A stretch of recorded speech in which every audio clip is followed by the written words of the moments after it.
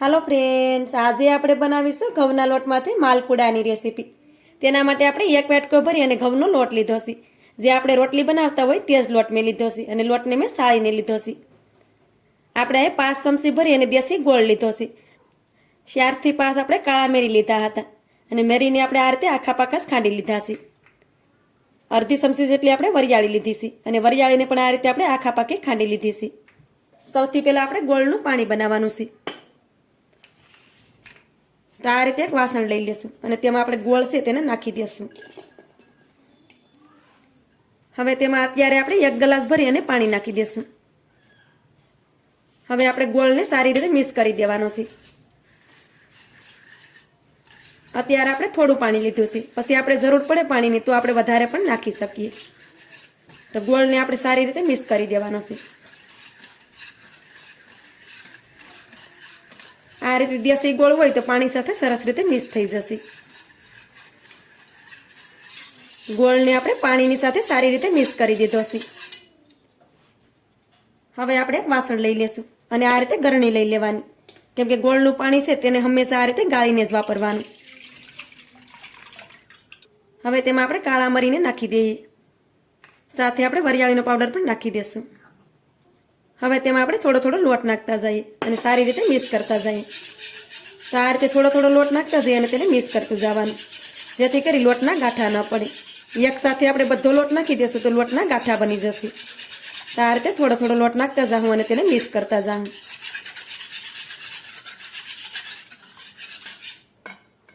તો આ રીતે તમે જોઈ શકો છો કે આ રીતે આપણે કરશું તો બિલકુલ પણ લોટના ગાંઠા નહીં પડે.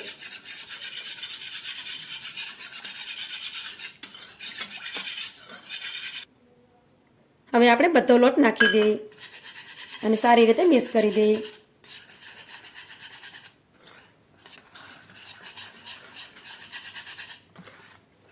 આ બેટરને આપણે વધારે પડતું પતલું કે વધારે પડતું ઘાટું પણ નથી રાખવાનું.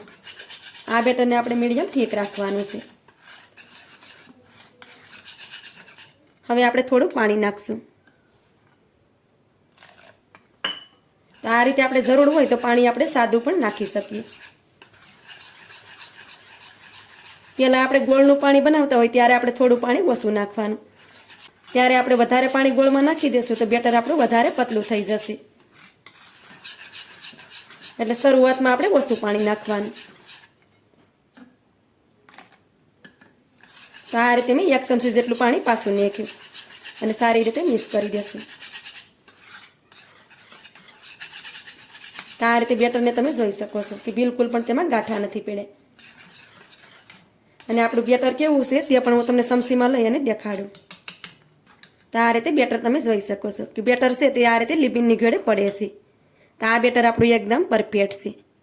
આ રીતનું બેટર હોય તો માલપુડા છે તે એકદમ પરફેક્ટ બનશે. હવે આ બેટરને આપણે રેસ્ટ કરવા માટે નથી રાખવાનું.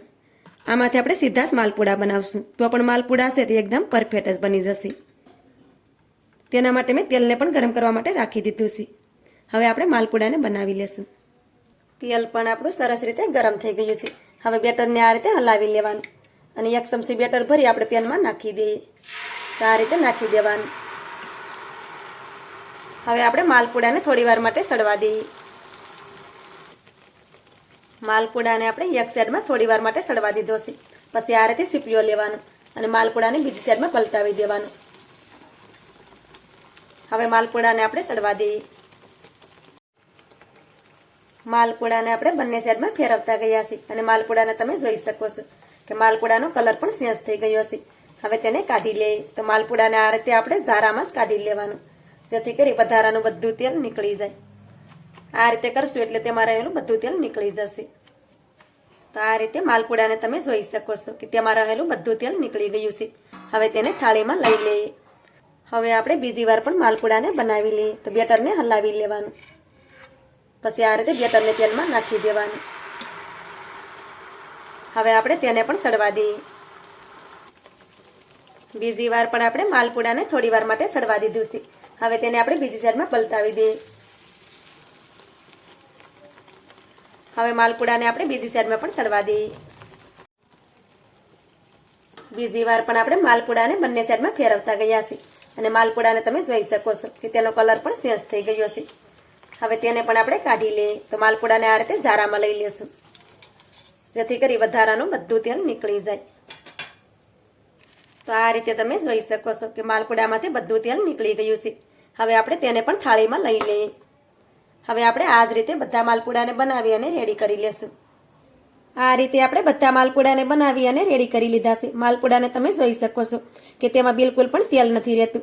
માલપુડા બનાવવા તે એકદમ સિમ્પલ છે. તમારી આજની રેસીપી તમને સારી લાગી હોય તો લાઇક, શેર, સબસ્ક્રાઈબ કરવાનું ભૂલતા નહીં અને મને સપોર્ટ જરૂરથી કરજો. તો મળીશું એક આવી જ નવી રેસીપીની સાથે. ત્યાં સુધી બધાને જય માતાજી.